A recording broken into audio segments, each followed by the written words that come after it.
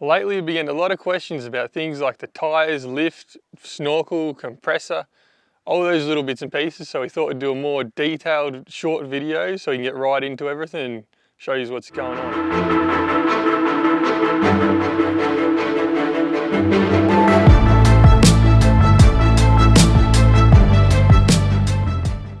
So as you know from the title, we're talking about the air horn and the compressor setup.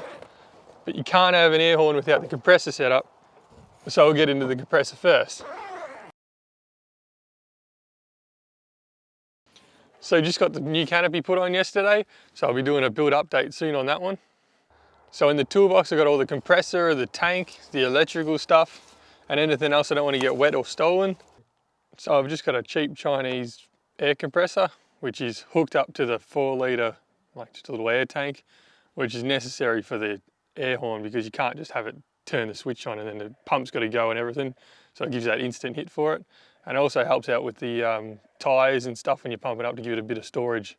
So it's not really straining the compressor all the time. So the air tank I just got off eBay, which is only about 50 bucks.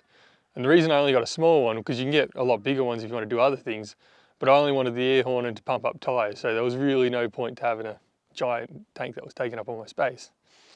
And then from the air tank you got your little couplings, you can do whatever you want with them, which I just went for the Nitto standard air hose fitting, so you can just fit in any air hose. And then with the ARB one, because they've got some strange different fitting, so just in case anyone's got an ARB air pump hose or something, don't know exactly what the fitting's called, but it's that, just in case, because you never know. And then just a pressure gauge, just because I like to see what's in there if it's working properly. So if you're running a setup with the compressor in the tank, you want to have an air pressure switch, which actually runs off the pressure in the tank, activates the compressor.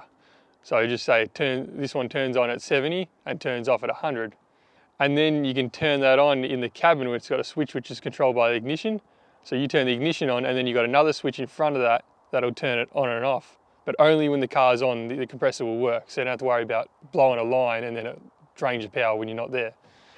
So that switch then runs to the compressor, the tank, which has got the electrical sensor that's on and off at 70 and 100. And then that runs into the relay, which then runs the main power into the compressor and turns that on, which you really want to have one of them because you don't want to just be turning it on and off when you need to pump up air, and then when you go to pull the horn and you got no air because you forgot to turn it on and pump it up before. But at least this way, you always know when you drive, when you turn your car on, it's going to have power and give you compressor. And off to the side, there's a little outlet, that's for the air horn. So now that we've got the compressor sorted, we'll go check out how the air horn works. And I know I've already covered this before a while ago on a video, but for those who didn't see that one, I'll show you again. And so we go for the air supply, which is just this line here. It's got some electrical wires for the roof stuff, which then just runs up into this little mechanism. So which you just have the little pull lever to let the air through, and then it comes out the other line, which then runs back through here and then goes up through the roof towards the horn. And I didn't want to put the air horn on the roof because it's about that long, so I just put it onto the toolbox in the back of the tub, and you can still hear it pretty loud.